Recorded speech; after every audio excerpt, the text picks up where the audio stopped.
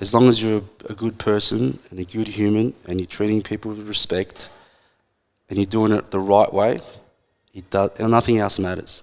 Just do you, be confident, drive. Everybody fails. Everybody makes mistakes. You are going to hit dead ends. You're going to take the wrong turn. You're going to take 100 steps backwards, but it does not matter. Golden, yeah, we're golden, baby, we're golden. They're about to see us shine, 'cause we're golden. Hey guys, just before we head into the episode, if you have been enjoying the podcast, please make sure you subscribe on whatever platform you're using, whether you're using Spotify, Apple, YouTube, whatever it is that you're using. Please make sure you hit the subscribe button. It really does help us out a lot. It obviously means more people will be able to see and trust our content. It also means that you'll get that content every week, and we really do appreciate all the support, all the shares, all the likes, all the comments, all the messages that we get. It does help us and spurs us on to keep providing more value and deliver quality content to you guys. So a massive thank you. Dani, welcome to the podcast. Thank you for having me. So for everyone that doesn't know you, they will potentially know your business because it's probably captured the hearts of a lot of Melburnians over the last 5 years or so. But you're the founder of Royalstacks, which had a brief conversation before, but I think there's obviously a lot of burger companies and so on, across Australia. But after doing a lot of research into yourself and the company and kind of obviously experiencing it myself, over the last couple of years, it's very different.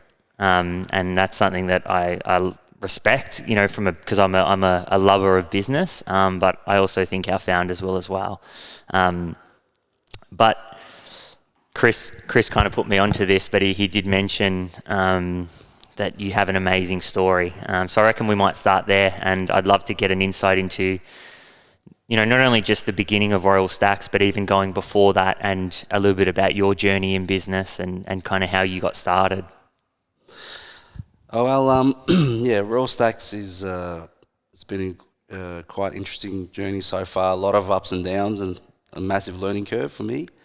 I probably started business back when I was 26 in 2003, my first restaurant, which, I just jumped right in. So I was working with my uncle for a couple of years before that. We've always been in hospitality, spent some time with him, learning the trade and learning the craft, and then decided to go on my own. And we went with some agents, looked at some different locations, and we went to, used to be called R&B's at the time, the former Keg in Dandenong, and I'm from Dandenong myself. So as soon as I walked into the restaurant, I knew that this is where I wanted to be. And it was a big ask, it was a large venue. The place was not doing that well, but when I walked in, I could visualize, I could see the improvement. I could see that, I know that I could improve this place on so many different levels, and whether the community around there was ready or not, I didn't put that in my mind. It was just I could see this place. I could visualize. I just knew it. So yeah, we jumped in there. We put a plan together to convert the restaurant. When I came up with the name Dandenong Pavilion at the time, I knew I wanted Dandenong in the name. I knew I wanted it for the community. I knew I wanted people to identify and be proud of that this is in Dandenong. And we spent a lot of money, a lot of time. I literally, built the place with my bare hands, tiled, did whatever I can. We took a huge loan, to get the business going. And, even pre-opening night, I was so nervous, so scared. I actually got my bed mattress, slept in the restaurant, I just thought something was going to happen, And then we opened, and the community accepted us. They really resonated with what we were trying to do. And what we did for Dandenong was, we said all the stereotypes that people have been saying about the people in the area, we're going to dismiss it. I'm from the area, I was born there, I was raised there, I know the people, I know the community. And we went above and beyond anyone's expectations there. And the people just came, and they really resonated. And they accepted me and they championed me, and I think the community allowed me to make my mistakes and learn, and they really wanted the place to succeed, and they took it as part of their own, and we're very fortunate that it did well. And then, historically, all my culinary training was all European. I've worked at a couple of Hatted restaurants back in the late 90s, and was all European. I didn't even know American food or have any concept of any American food. And then my wife and I went to the States for the first time, and I went to a couple of restaurants where the main feature is a burger. The tablecloth. The next level over there, aren't they? Oh my God, mate! You talk a tablecloth, waiters. The burger was the big show, and I still remember vividly having my first bite, and I just, what the hell is this? Yeah. Wow, I just blew my mind, and with the service element in the restaurant, I came back to Dan and I said, you know what, we're gonna muck around with burgers, we're going to try it. Had a couple of challenges at the time, to have a burger as a mainstay in the restaurant economically wouldn't work because the spend per head would be too low. So what I did was have a secret menu, so just something for me to experiment with, and what we did was we tried different bread recipes, different beef recipes, cheeses, sauces, see what people liked. Was that it? And that's at the restaurant you're currently managing? Owned, down on Pavilion, yeah. Yeah. And that was back in 2011 or 12. Yeah. And people just, you wouldn't even know. Like it was a gimmick too. Like you had to ask for the menu. Yeah. And then he got voted number one in The Age, and then Herald Sun, and then all the burger bloggers, and the at the time Instagram was really blowing up, and it was all organic, and it was all organic, and people just came. And then when we got voted number one in The Age, like the next morning was like a line out the door, and the burger journey started from there. Wow. So literally just from going away, trying a burger over in the States, and they are next level over there. Like I think, all their fast food is, definitely in some places and some areas as well, but come back and go, maybe we should just try this, and maybe we should, see if we can kind of try to replicate or at least kind of create our own version of something like that, and then obviously just tested it in the restaurant, and it then just went nuts. Yeah, that was it. I think there's a lot of elements to it, to be honest, when I really look back at it, and that and it suited my personality. That high-low dining, that fast casual scene. We like to go to nice restaurants, but we can't do it every day. You don't really feel comfortable sometimes dressing up, going. I don't feel comfortable, but going out for a burger, it's casual. It's relaxed in a restaurant environment. It suited my personality. I'm a very casual, very relaxed type of person, and I think people resonated with that. You can just go out and relax, to have a meal, enjoy it, without being. A burger is not. It's an everyday thing. It truly is a bit of a different experience, though, isn't it? And I think, something you said before kind of resonated with me is sometimes you just want to have a nice homey kind of, something that's going to fill you up, that you don't have to kind of get dressed up for, that's going to take forever. 3 hours out of your night, you just want to and you want to just go experiencing it. And it's one of those things you either do with friends or you go with your partner, and you can have it's a different experience in a whole. So then, obviously, that was the initial kind of start to the burger. Then how did Royalstacks come about then? What was that kind of next step? Well, so with the burger doing so well, I knew I wanted to possibly have my own burger restaurant. And also there was a little bit of peripheral chatter around, we were only successful in Down On because we were, big fish in a small pond.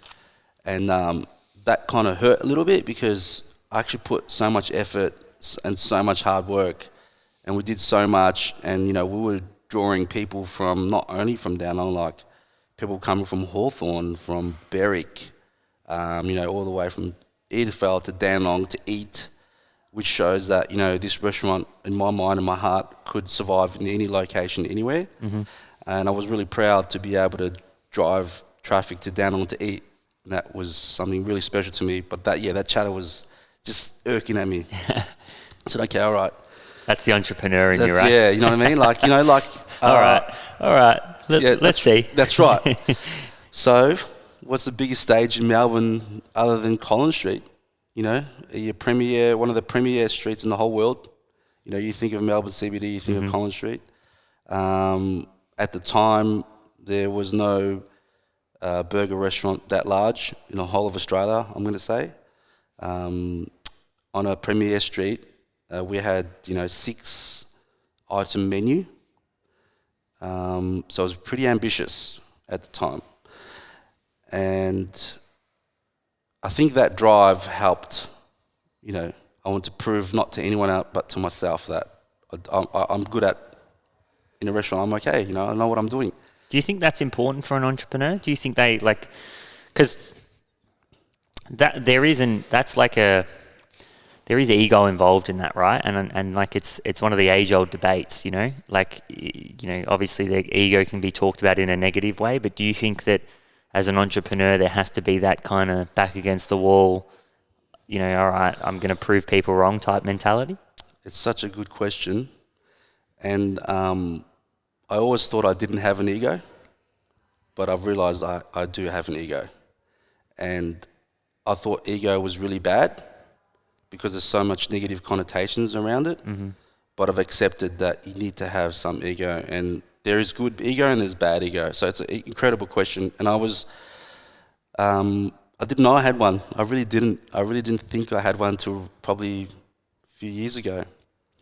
And I think you really need to have that inner belief, and that is a bit of ego, right? You need to have that confidence. And I'm actually at a stage where I've only produced when my back's against the wall. So I always put myself in a corner. I always overcapitalise so I could reach a little bit higher. I always, put myself in a very, very uncomfortable position because I need that anxiety to wake up in the morning. It is just, that resonates so much with me I think once you've been in business for a while, you start to realise that that's actually a true necessity. You need to put yourselves in situations where you demand the best out of yourself, because otherwise you just trot along. It's very easy to be comfortable and not actually be aware that you're comfortable and just be trotting along. But often it's, what you just said then as well is overshoot, overshoot, and don't be afraid to overshoot because you will get the best out of yourself. And that anxiety and that thrill, that's all a part of it that you don't get unless you overshoot. And it's obviously a balancing act. You don't want to overshoot too much, but you still want to put yourself out there and you want to take a risk and almost create infrastructure that you have to grow into in order to obviously, because structure creates the path, right? So, all right, well, we're going to open the next store, or all right, we're going to bring on the next show. And we might not be 100% ready for it, but hey, if we put it out there and we manifest it and then we start building it, we'll grow into that and we'll force ourselves into a position where we have to make that work. I couldn't say any better. You articulated really well. And I think when you, as an entrepreneur with Royalstacks, I don't know what I'm doing, but I'm doing exactly what you said. I'm just going for it. I'm overshooting. Everything we've done is, even from day one, even with Dan Pavilion, has been a big brand way. We do everything correctly, training. We always feel we could learn. I still, to this day, I won't walk in a room and say, yep, I know what I'm doing. Every time I open a restaurant or every time I look at a site, I always get nervous. I always get butterflies. I always overcompensate, so I always try to offer something new in any restaurant. I'm just not going to cookie cut because I think whatever happened yesterday is going to change. And to your point, exactly, man, you just got to work it out, right? I think that's the thing, right, is people that listen to podcasts and like it's obviously something that's global with this is like you're just like, yeah, everybody knows what they're doing. Inevitably, everybody's just making it up along the way. Like we might have some principles that we follow, but you know, I can even say like the best entrepreneurs are the ones that just go out there and do it and just learn extremely quickly. Nobody, unless you maybe you can look back in hindsight and say, yeah, like there's certain things now that I know work and certain things that don't. But inevitably, everyone that once started a business had no idea what they're doing and probably still has no idea, but are just willing to put themselves out there. And I think that'll give, like, I genuinely think that gives confidence to people, you know, like, because I feel like one of the things that holds people back in business can often be like, oh, but, you know, I don't know what I'm doing, or, you know, I don't know how to do that, or whatever. But instead of actually just going out there and actually trying it. Great point again. I think accepting that you don't know what you're doing and being confident to be able to say it is a big step. Whereas, you know, couple of times I put myself in, probably made some big mistakes, was not admitting I didn't know what I was doing and then feeling inferior or silly or stupid or almost manifesting failure because I didn't know what I was doing. But now I've accepted it, and what I mean by don't know what I'm doing is I know what I'm doing, but I can't see the finish line. I can't see over the mountain. I don't know the path that this Royalstacks journey is going to take me, but I know if I stick to my principles and I do what I'm doing, slowly, it will build. Because there's levels, right? And I think that's the other thing is like everybody's just at a different stage in business, you know? So like whether you're starting out or you're in your position, you know, at the end of the day, you haven't done what you want to do in 2 years. That's right, yeah. Right? And that's the same as the person who's starting the business. So I think what you get better at as a business owner is just putting yourself in those kind of positions where there's no other choice. You know what I mean? Spot on. Yeah, there's not that, like, you know, the last 6-7 weeks I probably did 100-hour weeks in the restaurant. But I'm happy. You know, it's not like, oh, you know, there's no staff or we're this or, hold a minute, I'm living my dream every single day. I'm so happy. I'll get up in the morning, I do what I got to do. I'll be the best leader for my team that I can, and opportunities do arrive. Like, you know, we're very fortunate to be in MCG. Seen that. Congratulations. Thank you so much. I mean, I still get goosebumps now, even now. Like, I'm freaking out just talking about it. And you know what? It's been challenging operationally, and it's been difficult. And it's put a lot of pressure on the organisation, on myself and my family. But we step up to the plate and we do what we've got to do, and we're going to make it happen. And I've learnt so much, and this opportunity has actually pushed me to another level. I'm so clear-headed. I've forced myself to be disciplined in some different ways, which normally I wouldn't be, because I need to be there. I need to be that leader for the team. The organisation, the restaurants need me. And I wouldn't have been able to reach that level if it wasn't for that opportunity. What advice do you give someone then around taking those opportunities, right? Because that can be the hardest part, you know? The self-doubt comes in, the self-sabotage can start to creep in. You know, what have you found that works for you on an individual level when these opportunities arise? Because it's very easy to say, no, I'm not ready. What do you do? How do you find kind of inspiration in those times? Well, you know, we that's what happened with China. You know, that self-doubt, I believed it. You know, I was a fish out of water, and I still remember vividly where we went to China and we were having these meetings, and, you know, very arrogantly, I didn't accept the culture. You know, I thought we're going to do it our way, Australia, rah, rah, rah, lead from the front. That's the type of example that I like to lead, but it's really different there. And we had this big meeting with, you know, all the head people from our JVs, and then you had the staff. And then I made this decision to go sit with the staff. You know, you're the founder of Royalstacks. You know, the guys that brought us here, brought us to China. It's a big deal to sit. And that was just total disrespect. But in my mind, I was trying to show my team that I'm one of you.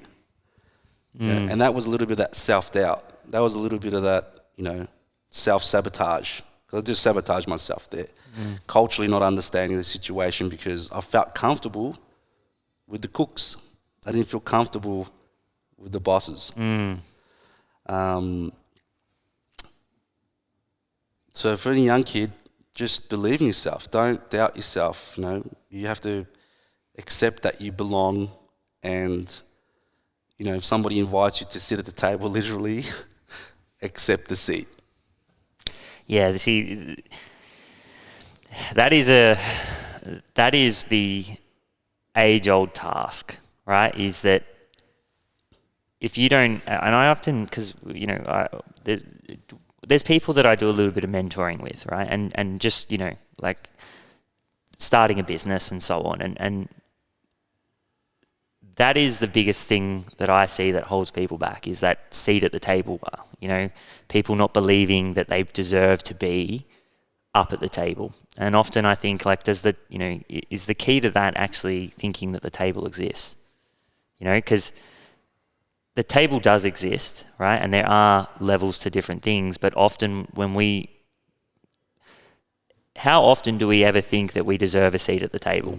Right? Like how often, because there's always levels to it. So for me, it's like one thing that I've always drawn upon is like the table doesn't actually exist. That's just psychology.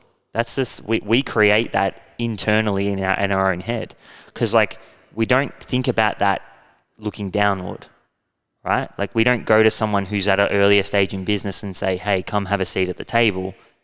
We're just treating them like a person. Yes.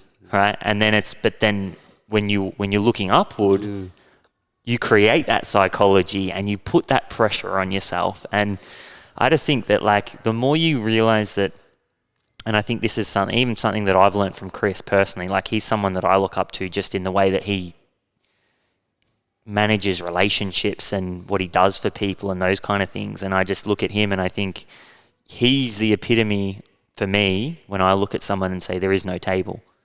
Right, because he's just like, no, like I'm just treating this person as a person. And I think that even gives me confidence of when I'm having conversations now of people that are at a later stage or a more progressed stage in business, and that kind of helped me. So I think that's a really good point that you just mentioned there around, being able to take that step. All right, we got sidetracked there. We'll come back to the Royalstacks story. Yeah, so to Chris, I think Chris is a new generation of leader, and I think with what you're saying, like there is no hierarchy, and even organisational changes at the moment. If you see the whole pyramid scheme is becoming obsolete with, the boss, middle management, lower management. I think it's dissipated. I think the lines are blurred now.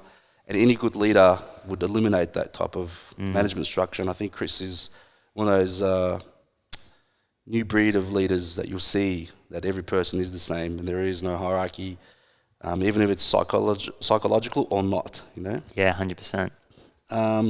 So yeah, with Royalstacks was that desire to say, okay, I've got to prove to myself I'm not a big fish in a small pond. So we went to Collins Street, who, I've got to say, the best landlord in the world there, Sam Suleiman, who's been incredible even through the whole COVID journey, moving forward and sitting there mentoring me, giving me advice. And I'm so happy to be aligned with his journey and accepting Royalstacks. And he's a big fan of it. If he's got a close place in his heart, he's always telling me. And we opened up on Collins Street, 300 square metres, and the response was incredible. I mean, there was lines down the street, and I still see it to this day. And it just blew my mind. It validated me as a person, because I don't think I'm myself unless I'm in a restaurant, of four walls of a restaurant. I'm not completely myself. Outside, I'm a little awkward, a little, socially unaware, and I always have been. But inside a restaurant, I'm super confident, it's like I belong. And to see that validation of people coming in and to see that, I'm able to mix it with the best, Melbourne, premier food culture, Collins Street, and doing it well, almost probably completed me as a man or as an adult, as a human. Yeah. Gave you some confidence, you reckon? Oh, absolutely. Absolutely. Obviously, right? Like Yeah. it's not like you stopped there. So one thing that we were talking before, but one thing that I noticed about what you guys have done is you've created not only just a place that's about food, but it also looks like you put a lot of effort into creating an experience and branding a particular way. I'd love for you to, I guess, talk about that and kind of what kind of mindset did you go into even just the first one, you know, like was it the first one or was it like a continuous iteration? But what kind of mindset did you go into around the branding and around the customer experience and potentially differentiating? Well, you know, there's a saying that always goes, you got to fear the guy that's got nothing to lose. And that's how I look at it. It really doesn't matter to me. For me, it's about creating an experience. So there is no format that I'm following. There's no prerequisite. There's no, you know, dollars. I don't even look, you know, P&L's not important. It's good. We've got to run the business profitably, but it's not what I'm aiming for. You know, turnover, it's not what I'm aiming for. I want to create an experience. I want to be culturally relevant to Melbourne with burgers. That was always my main goal, and that's what I want to do. You know, my dream is, you know, if you go to New York, you have to try Shake Shack. You go to LA, you got to have In-N-Out. I want to, you come to Melbourne, you're having Royalstacks. Culturally relevant. That's my goal. So when I create a store, I got one simple question I ask myself: am I offering anything to that community? Secondly, am I offering something new?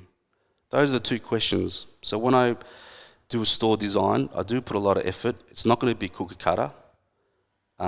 We are still experimenting. We're still evolving to get to the perfect store or the perfect location. I don't know what it is yet, but I know I'm building towards it.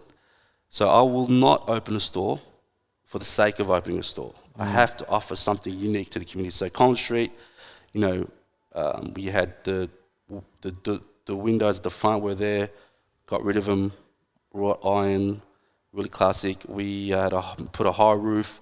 I wanted to feel like a grand entrance, you know, really something above and beyond any expectation for a burger restaurant. We didn't just say, you know, here's burgers, burger sign, couple of neons, let's go.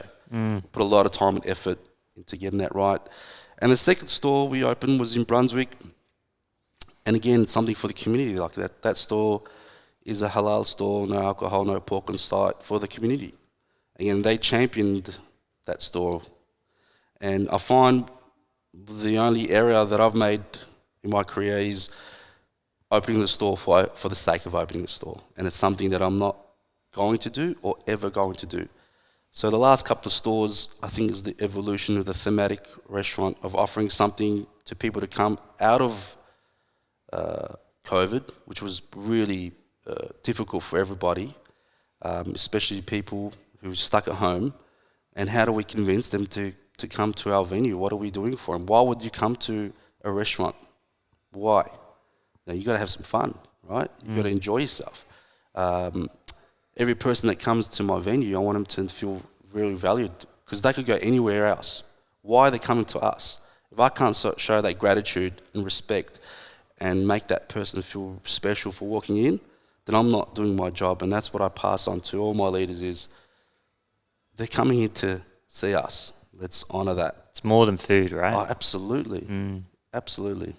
What's the process look like for that then? Because that all sounds really, like, that sounds simple, but, you know, I look at you now and I think, here's someone who I could see rigorously researching and thinking and thinking really deeply about that customer experience. And you said that it changes for each store, like you're bringing something new. So, and you also mentioned Brunswick, and there was there's thought there, because you're like, okay, there's also risk involved, right? Like, it's different. It's very different to anything you've ever done before. So what kind of research goes into that? What kind of thought, how do you think about it when you ask that question to yourself? You say, okay, what am I bringing that's new? How do you go about that? Well, with Chris, I've known for a long time. So let's say the Emporium store, which we were presented opportunity there through the centre management, and They really believed the brand and wanted us there. But looking at the store, I said, you know what? I don't think Royalstacks on its own can carry this store. This needs something else. Hence our partnership with our group. Mm-hmm. And what we're trying to do is going beyond food, beyond decor, but become a cultural spot for the Royalstacks and our group community, and really blend food and culture into an exciting mix and see what we could do there. And I need that kind of stuff to get myself up. So that just working with Chris and the group inspires me. You know, it now Emporium, there's something there where we could do. The juices start flowing, the energy starts pumping, the brain starts going, the staff are excited. It gives a slight angle, and also seeing things from someone else's perspective. Like you said, I do a lot of research. You know, just spending some time with our group, getting their thoughts. It's opening another door which was not open before in terms of how the store's going to look. In Moorabbin, what we did was we built a state-of-the-art podcast room. I've read that. Yeah. I thought that was amazing. Yeah. And that's for the community. That's free to everybody. You just come in, anyone's starting out or experience. We put really good equipment there with spare, soundproof. And the idea behind that is offer something to the community. So if Tom's at high school, wants to start his pod, you're welcome. Experience a podcaster like Byron Cook, more than welcome. And there's these slight little things that keep us motivated and engaged. Because I think if it was just the same restaurant, I would lose some of that personal engagement into that store. So for me personally, it gets engaged, and then offering something to the community. And I could only be myself. So I could only communicate with people who understand what I'm trying to do. So the 90s last couple of stores vibe is just me, you know. And basically, as a restaurant, we are just vibe merchants, really. And that's what I'm trying to do. I want to. The Moorabbin was really awesome, seeing the parents come in with their kids and they're bopping to, you know, Bobby Brown, and the kids are sitting there embarrassed, like, you know. Yeah. That's very 90s, isn't it? It's so cool, man. Yeah, I really, really love it.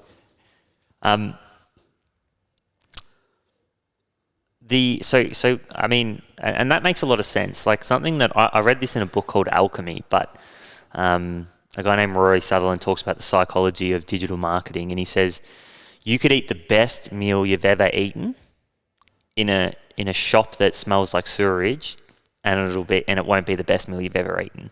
And I think that kind of talks to just how we engage with, say, environments, products, and brands in general. Is like there's an essence to an experience that can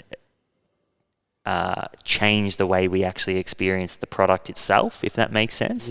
And obviously that feeds into like what you were just saying then, which is like, you know, not only are you trying to create a certain experience, but you're also trying to create something different based on the store and kind of where it is and what kind of communities are going to be coming in as well. And I think that's really interesting because it almost goes against the grain of what, you know, if you were to sit down, if you were to go try to raise capital with an investment banker or something like that, they'd probably turn around and say, no, we want this to repeat. We want to create a system, like, you know, look at McDonald's, like, and so on. So I think that's really interesting of kind of how you're looking at it. And you're like, no, let's kind of just double down on this experience that we're trying to create. And and it's interesting because this crosses over to some of the conversations I think about. I don't know if you know Tim Hanley, who owns Frontrunner. It's a clothing label.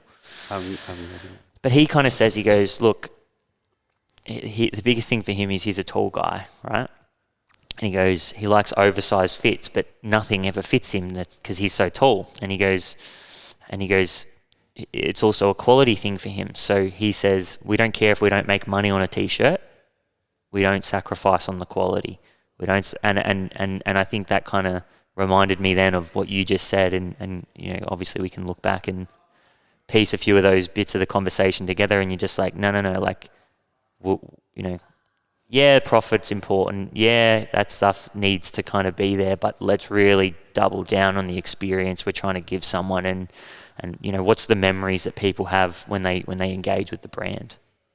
Yeah, absolutely. I mean, you know, when that kind of mindset, the consumer wins. You know, you got to go out there saying, you know what, I want to do the best. I really value that person. When they wear my clothing, I want to make sure they're getting the best I could give them. And I think that's the right mindset. And if we could make money from that, it's amazing. How good are you going to feel about yourself? You know, I think the esteem that you're going to feel doing, you know, you did your best, and then it's become profitable. I think that would make a very happy life. But I can't think of anything worse of trying to shaft someone or undercut or knowing you're not delivering your best. You're not going to. A good entrepreneur would not sleep at night. You know. And you know, we with our Royalstacks hospitality system, that we can mix with anybody, and it's based on a couple of principles, and that is best quality. I know nobody's using the quality beef that we are. I know. That's a fact. That's not a misgiven. That's not because it's not done by a bean counter. It's not done by the accountant. It's not done by, you know, this. If you look at this, your margin's going to be better. I'm not doing it for that. We have the best beef that money can buy. I think it's interesting. I mean, I look at it and go, you know, all the different ways to grow a business. But one thing that I always keep coming back to is people that really care about the experience. They care about the product, and that's their two focuses. And if you keep trying to reinvest into that, and that's your focus, you know, inevitably you end up coming out as a winner, even though that's not always the goal. Like, you're not sitting here and saying, I really want to win. You're saying, I'd love to create that experience. So I think that's really interesting. Coming back to brand then, like, what are your philosophies on, say, building a brand or even just building a business in general? Like, obviously we've talked about you doubling down. I think the brand one I'd love to know, even personally, is like, okay, when you think about building the Royalstacks brand, what are your philosophies? What are the things you double down on? Well, you know, the Royalstacks brand really is for the urban king and queen, and Royal was really important in my name, so you got the juxtaposition between Royal, so it's premium, and then Stacks. And I also wanted to have Australian vernacular in the name with being Stacks. So, you know, Stacks I think is really Australian. You kind of visualize it immediately what a stack is, a pancake, but you know what we're talking about. Yeah. And you know, and I also wanted to you know, with in and out, you know, if you got an in and out double, you don't even know what it is, but you kind of can visualize what a double, you know, double beef, double cheese. So I wanted to have something like that with Stacks. So it'll cross our brand. So it's Royalstacks, but you got the single and double stack. You automatically know what that is, right? Not even our names mentioned. And I see that crossing some menus now, and I love it. But for the Royalstacks brand, it was really an age-old philosophy. And being in a modern society, we could crown ourselves. So basically, you see Giannis crowning himself. You know, we're our own kings and queen. We don't have to be born of blue blood or aristocratic or have old money to eat like a king and queen. It's because you are eating like a king and queen. Recently, with the food that we have, that was reserved for royalty. You know, if you look at any celebration from any culture around the world, what's the first thing they do? They go to the market and get the freshest fish or beef or chicken, and they cook it together and celebrate. And that's what we're doing now. We're so fortunate in this modern society to be able to eat like that every single day.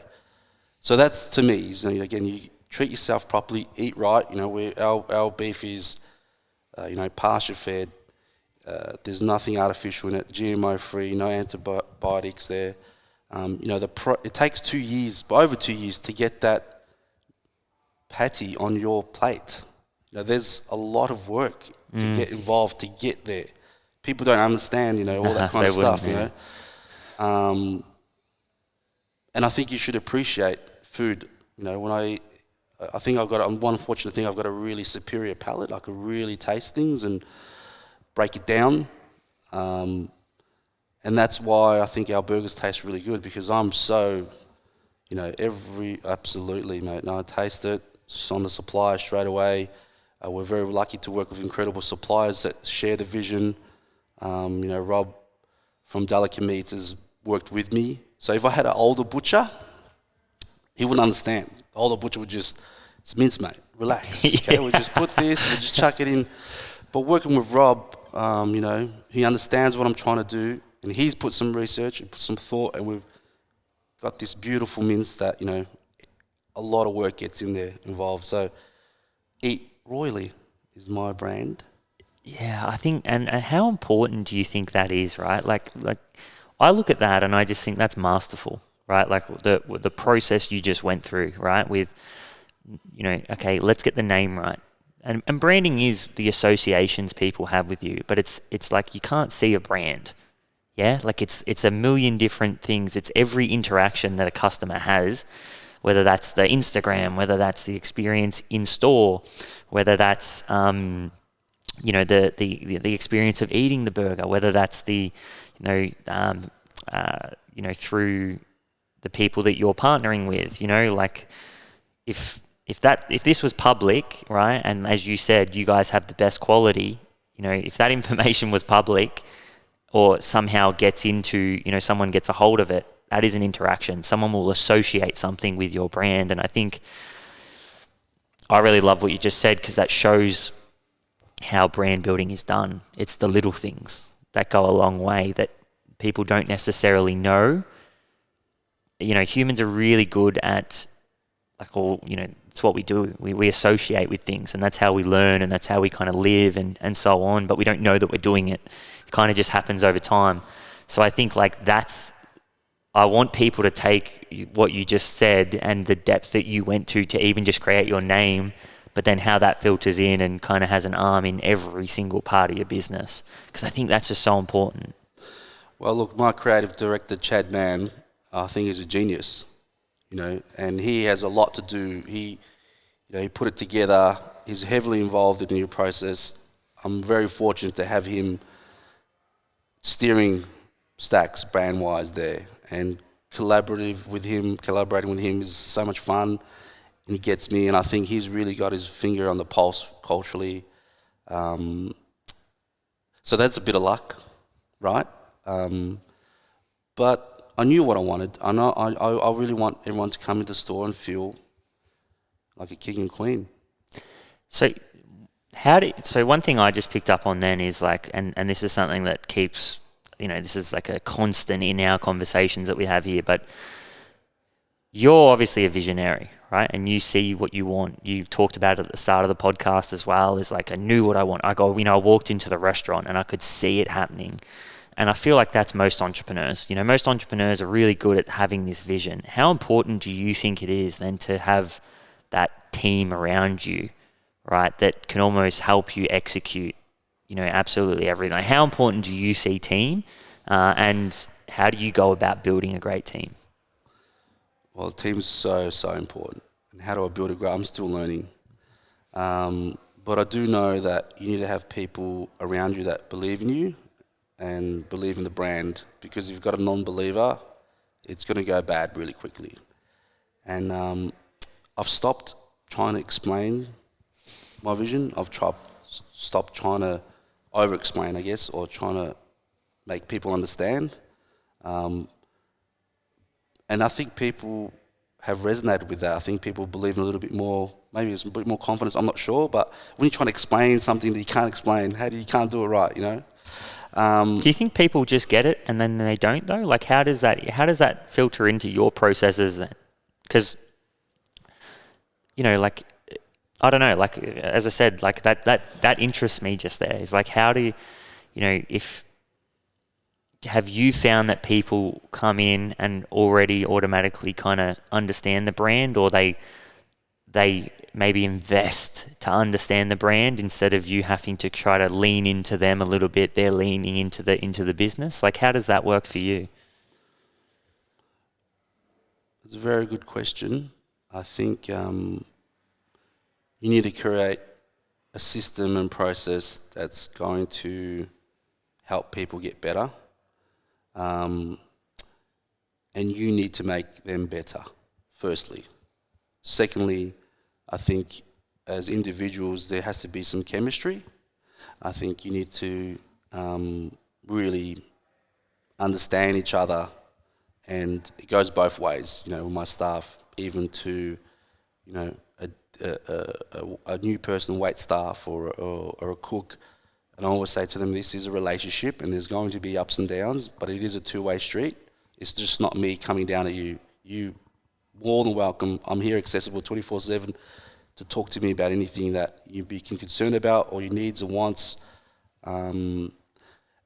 But ultimately, I think you need to have some chemistry with your leaders in particular. And what I mean by that is, understand each other and be there for each other. And, you have to believe in them as they have to believe in you. And I've been very fortunate to have, some really good people around me.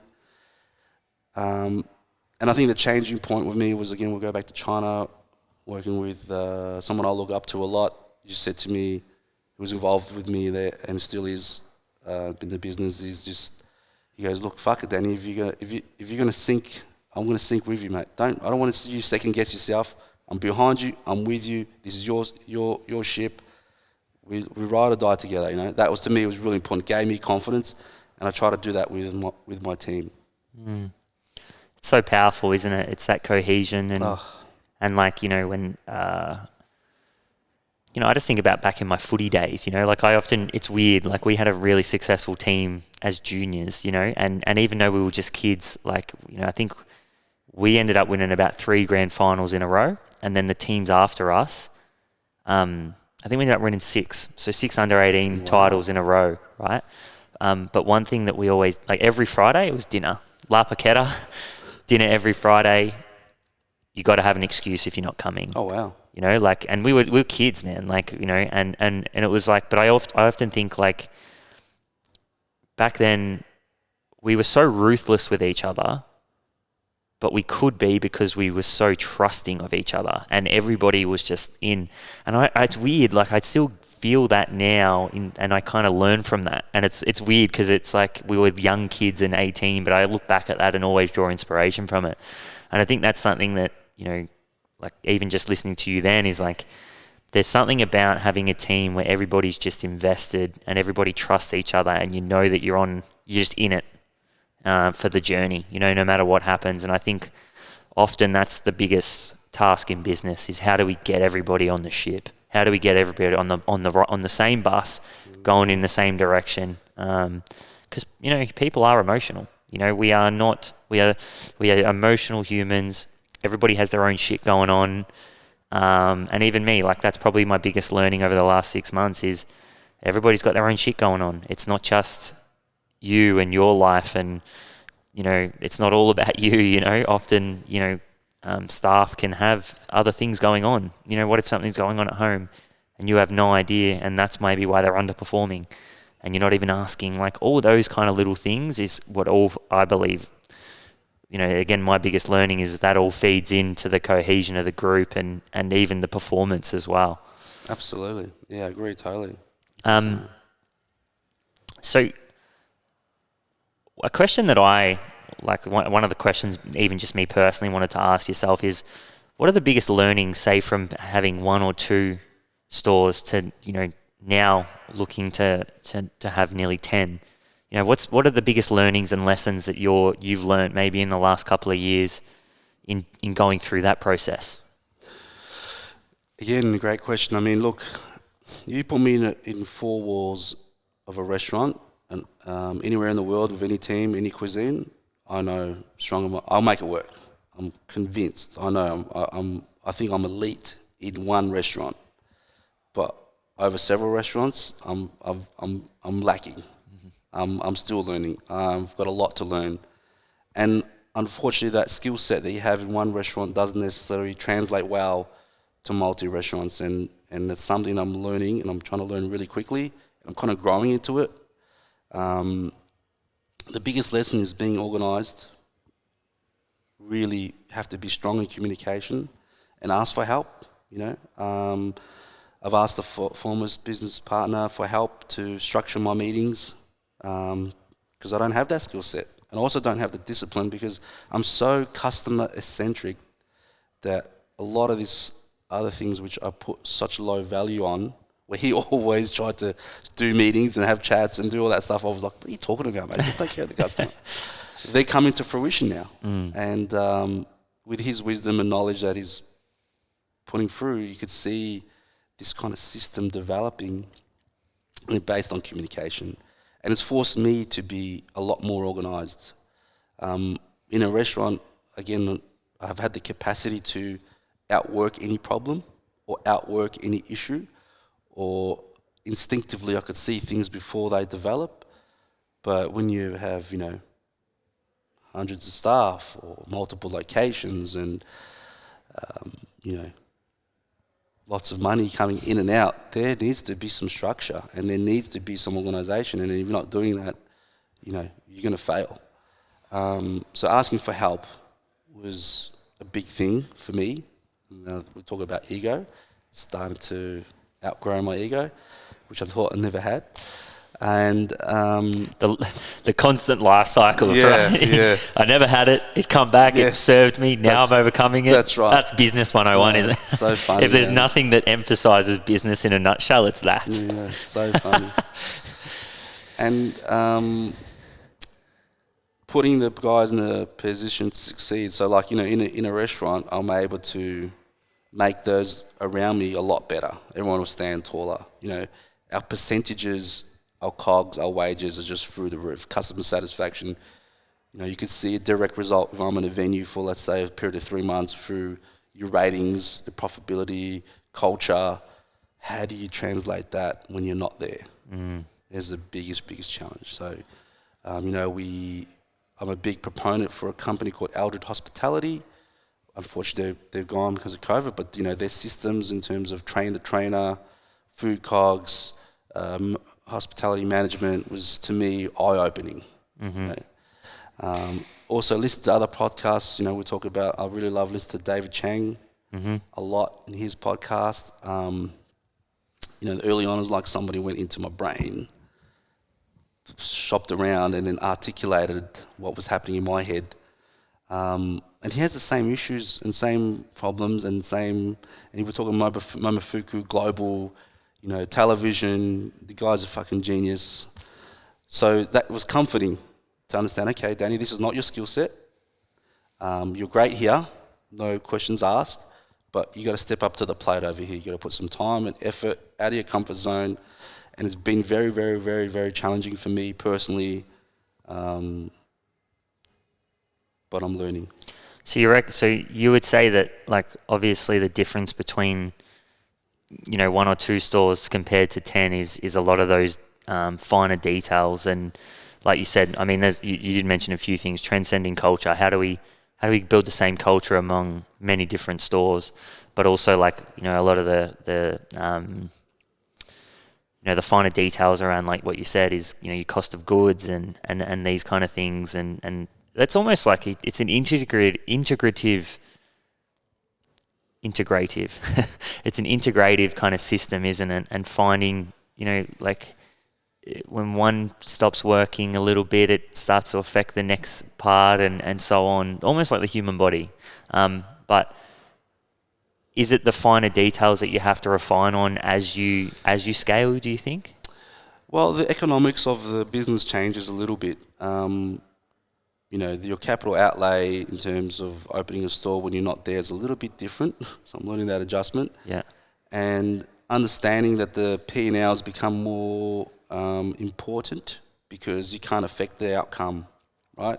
So you need to be a little bit more, and we're talking about communication, having those meetings, particular about that, whereas before, again, I would outwork any issue, any mistake. Can't do that when you're not there, right?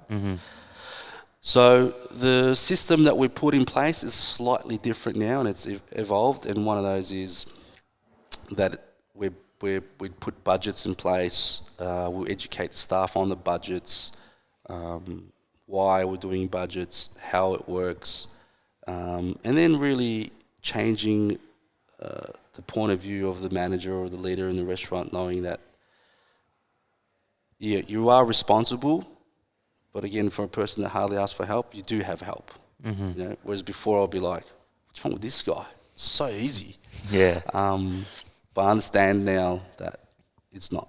It's difficult. I think that's a really cool point that you just mentioned there, of like the dichotomy of giving someone responsibility, but also letting them know that they're supported and they've got help. Like, I reckon when you start out in business, you're either too far one side or the other. You know, you're either over supportive, micromanagey kind of in that space, or you're the complete opposite, and you're, you know, give them all the free rein in the world and lack that support that sometimes is needed. And I feel like that's over time, when you do it enough and you make enough mistakes, you start to realize, okay, I got to try to find this middle ground here and get better at finding that middle ground. I don't know. That's just something I found personally. I agree with you totally.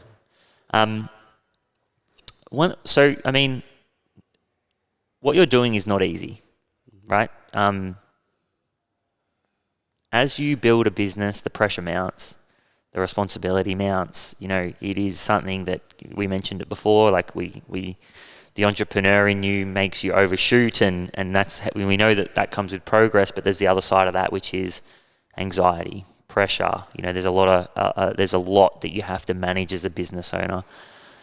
Something I always love to know is, like, on an individual level, how do you manage that? How do you deal with that personally? You know, is there certain things that you do that you found that helped? Is it like a hobby, you know, that you have continuously that kind of grounds you? Is it, I don't know, do you spend time with certain people? Maybe it's family. I don't know. Like, how do you manage the pressure and the anxieties that come with business?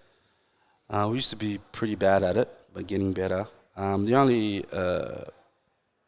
pressure I feel now is spending time away from the family. That really bothers me. It really does. But at the same time, I have been given an opportunity, but I think, you know, God's put in front of me that I can become culturally relevant in Melbourne, which is, I think, pretty cool and pretty special. It's huge. Right? Yeah, to be culturally, that's there. If I work hard, progress, this business for me could be around in 20 years' time, whether I own it or not. But Royalstacks could be around in Melbourne for burgers for a long time, which is incredible for me. And the sacrifices that are being made by my family is the only kind of real hurt that I feel. Not being able to take Benjamin to basketball training, not going to my daughter's recital, that hurts a lot. You know, my wife making all the sacrifices, making sure everything, that's the part that hurts me the most. But dealing with the pressure, last couple of years changed completely. For instance, you know, I just did cryotherapy this morning, did an hour in the hyperbaric chamber. I do magnesium floats a couple of times a week. I've cut down my alcohol intake significantly to be able to perform at a high level. Like, for instance, I've done probably the last 6 or 7 weeks, 100-hour weeks in the restaurants because I'm needed, because the scarcity of staff, the COVID rules, staff not coming in. We can't afford to close. We just came out of COVID. I'm doing all those hours. And I've said, okay, I'm enjoying that time. How do I perform at my best? Did some research. All right, cryotherapy, recovery, hyperbaric chamber, magnesium, vital greens, taking all my supplements, vitamin Ds, making sure, eating well. The only thing I haven't been doing is training, which I just don't have time. These are things to get my mind right emotionally. And just seeing... Is that something you do now that you didn't used to do, that you're finding is helping you, like actually really taking care of yourself and managing that stress? Unbelievable difference, mate. Huge difference. The magnesium float is, to me, something that everybody should do. And even to my... I got a physio, so even my senior staff that are with me in the battles that help me succeed, you know, I'll make sure they go to cryotherapy. I'll make sure they're doing a magnesium bath. Make sure they're taking care of themselves as well, not just for myself. These things are really, really important. I feel so much better after the magnesium float. Clarity. My ideas come in there, no phone, you're in this little dome, you're floating, you're getting some time to yourself, you're breathing, you're relaxing, you're letting all that tension go. You're really being objective about what you're doing, you're thinking about your next steps, no one could bother you. And then the rejuvenation, it's brilliant. So true. I feel like it's one of those things that it's probably at times, you know, even I can put my hand up for this, it's usually last on the list at times, you know, because obviously being busy and And, you know, I mean, one thing that really resonates is like the sacrifice that you make as a business owner around family as well. You know, like it's such a difficult dichotomy internally to manage, you know, just from your own personal psychology, you know. It's something I've struggled with, can continuously do, you know, and I think you can feel bad at times, you know, definitely. But I think it's important that business owners out there know that it's not an individual thing. Yeah, like it's not like you're on an individual level that you're doing something that other people haven't done. Like I think, you know, what would be your advice around that? Like, I mean, because me personally, I think it's something that you have to you have to kind of have that conversation with yourself, right? You have to be like, okay, you know, because everybody's different. Everybody's got a different situation. It's not like every business owner has the same situation as the next person. So like, what's your advice around that? I know that's a deep question, by the way, but I think it's something that I know I struggle with, and I know there will be heaps of other people that do as well. Well, you have to have your goals in life and what's important. And, you know, family is above all, you know, your wife and your children and your friends and your parents and sisters and brothers, you know, it's time that you can't get back. Now, if I wasn't doing something what I think could be great, then, you know, it would be a disaster. But what I'm doing now is, I say, I'm identifying where I am. I'm putting the steps in place to be able to spend a little bit more time. Mm-hmm. And I can't blame anyone else but myself. I've put myself in this position. I have put myself out there, and I have to be responsible for those. And I have to accept that I am sacrificing time with my family, and I have to make peace with it, and I have to make them understand why I'm doing it. And we'll go back to ego. Is it an ego thing? Possibly, but my children are going to have things that I've never had. It's almost like legacy, right? Yes. Like the things you work for now transcend time on many levels. Like for you, it's going to be what you leave behind for your kids, what you're going to leave behind for Melbourne, you know, like, and I think that's, you know, that's something I respect, you know, just even chatting to you is like the vision, the effort, but the fact that it's not necessarily just about you though, you know, it's actually less about that and more about what you're doing for others on many levels. Oh man, like, you know, sometimes you get up in the morning, I'm exhausted, my knees hurt, I'm really tired, but seeing the kids put the uniforms on, they're happy and they're smiling, and, you know, going to school and ask them how you're going, and they're enjoying everything, and that, you know, just brings, that's like heaps of coal in the fire. Yeah, and I'm just fucking burn, let's go, you know. Yeah. But I also know there is a shelf life, and I also know that my kids will need me, and I have to be responsible as a father. You know, I'm not only supposed to feed them and clothe them and make sure they're roof over their head and make sure they're safe, but I also have to be there with them. Mm-hmm. And I want to be there with them. So as a leader, as an entrepreneur, as a businessman, as the founder of Royalstacks, I've got to put steps in place to find the balance, and I think I can do that. Yeah, amazing. All right, we are well and truly about to step into Quickfire now. So, All right. as I said, you know, I always have to preface this because people people catch themselves out a little bit and they're like, "Oh, do I have to answer quickly?" Just answer however you want, as long as you want, and we'll go from there. One piece of advice for your younger self. Don't doubt yourself. Don't listen to the noise, because it doesn't matter. What do you say to someone who's probably experiencing that doubt? How do they get themselves out of that? It doesn't matter. You just, as long as you're a good person and a good human and you're treating people with respect and you're doing it the right way, and nothing else matters. Just do you, be confident, drive. Everybody fails. Everybody makes mistakes. You are going to hit dead ends. You're going to take the wrong turn. You're going to take 100 steps backwards.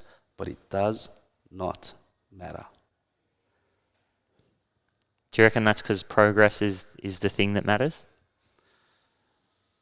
Well, you need to be happy and you need to be fulfilled. And I think an entrepreneur or a business person or anyone with a dream or passion, it's the fulfillment that fuels everything else. Unfortunately, we need to make a profit to keep the business alive, and that's the realities of it. But that's not what's driving any entrepreneur. I don't think anybody's sitting in here thinking, you know what, I'm working my ass off because I don't think that's going to happen. It's not enough, is it? It's not enough. So, yeah. It's not enough. That fire for pure money is, and because that's what takes the fulfillment away. If it's only about that, eventually the fire will run out. Money is irrelevant. We are so fortunate in this society, in Australia, where we're living right now, and I can't talk for anyone else, but if you have $5,000 in your pocket, or someone next to you's got 5 million, it doesn't matter. You eat at the same places, you're watching the same shows, you're wearing the same clothes, you go to the same sporting events. You know, what's the difference? It really doesn't matter. We're so lucky to be here. But to achieve, to drive, to create something that is a feeling that, you know, will pull you through bad times or will transcend any dollar amount, I feel. That's so spot on. One piece of advice for people thinking of starting a business.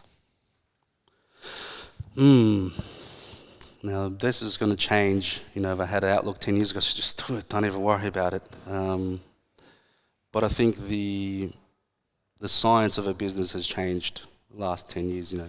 For instance, with a restaurant, you know, a lot of restaurateurs or chefs really do the art really, really well. It's the science that we've always struggled with. And it's constantly evolving and changing. So my advice would be is to do a business plan, to understand the business, go to do a course, really get to know it, because the errors I've made have been so, not dismissive, but it's all been about the art. All art. Forget the science. I believe if I could just take care of it, look after the people, do the right thing, the science will take care of itself. It's changed. The science is really, really, really important now. So do a business plan. Try to stick to it, but it's not the beginning and the end. A lot of great businesses started without a business plan. Sound advice. So what's the most important trait that a founder must have and why? I think a great founder has to make those around him better. I think they need to elevate, bring people up, because you can't do anything on your own. I think a great leader, a good entrepreneur makes those around him better for no other benefit but to make them better. No personal gain. You know, when you look at somebody and you see them evolve, if that brings you joy, I think you're going to be successful. Yeah, that's definitely something that even we've had some great leaders like talk here, and they just really invest in their people, you know, and purely, you know, not with an agenda, but purely invest in their people and truly want the best for the people that are around them. And I think that's even just from being able to talk to amazing founders like yourself and you know, even Chris, you know, he's another, again, something that I truly get out of him and learn from him is just how much he invests, not even, it's just in anyone, you know, anyone that he kind of gets a hand on, you know, he really leans in and does, you know, and tries to create opportunities for them, which is huge. I mean, that's the thing with our group, with Chris, Moose, Justin, Amal, like, the reason why I want to do business with them, like, they want me to do well. Like, I could feel it, you know. It's not talking. No. It's not. You can feel it. When I'm with them, I feel stronger. I feel taller. I feel more confident because the boys are constantly. They just, were just calling to check up on me in COVID. The stuff they try to do for my businesses in COVID to support was unbelievable. And with our group, we're all stacks of our collaboration. Like, that's why I want to work with these guys, because I know I'm going to be better as a human, as a leader, through business, because they want me to be better. And you need those people around you. It's so true. It's so true. And I think I don't know if you've read the book, How to Win Friends and Influence People, but I read that years and years ago and kind of didn't take it on as much as what I should have. And I read it again about 4 months ago. And now I'm starting to see that in great leaders. I'm just starting to see how the people really want to work for them. People really want to be around them. And I think that's a massive lesson that I've just learned this year on my own. So one of the things that the last question in Quickfire, do you use a diary? No. Should I? No, but have you ever used one? Because I have, yeah. So we're on, something that I want to do is, I don't use a diary either, right? And one of the reasons I don't use a diary is they either take too long to fill out, or it's not all the things that I really want in there. What do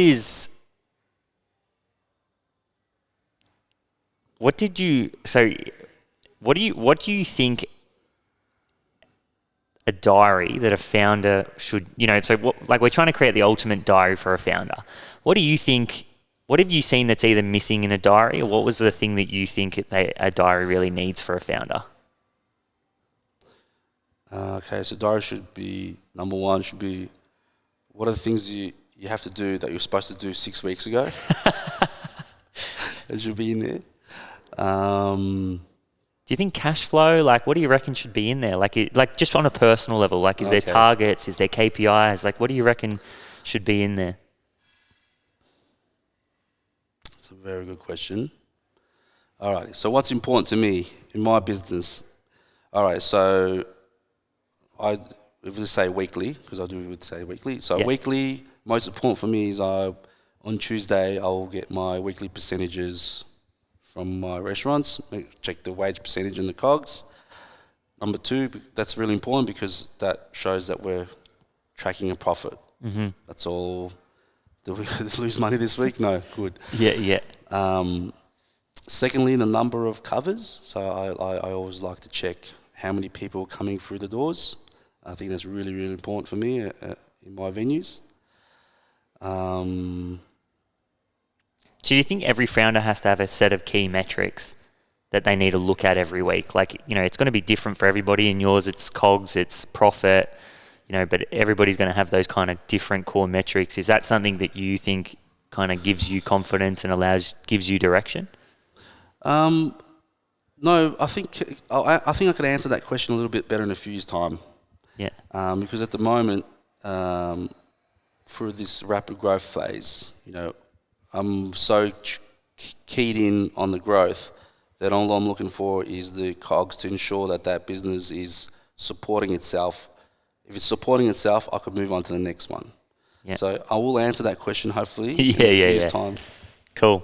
Awesome, mate. Well, I want to say a massive thank you for coming on the show. Super insightful. And honestly, congratulations. It's really cool to see what you're doing and to see the expansion. And you should be, super proud of yourself as well. Where can everybody find you? Where can everyone find Royalstacks on, say, let's just plug absolutely everything? Well, you can find Royalstacks at www.royalstacks.com.au or our Insta handle, royalstacksau. And most recently, you can find us at Emporium with the Hour Group. Yep. I think it's a really interesting site you should really check out. And at the MCG. The MCG, the home of footy. I can't believe it. Yeah, MCC members and Olympic stand at Gate 3. Grab a burger and watch the footy. Amazing. Once again, a massive thank you for coming on the show. Obviously, you're a busy man and you've got a lot happening at the moment, so I really appreciate it. Lukey, thanks for putting this together and saving the day, the man. And to everyone that listened, again, once the support we're getting from you guys is huge. The likes, the shares, the comments, the reviews, just absolutely everything. We're super grateful. It's the reason we can, chat to, great founders like yourself, Dani. So a massive shout out to everybody who's tuning in and subscribing on a weekly basis. And we really hope you enjoy the episode, and we'll see you next week.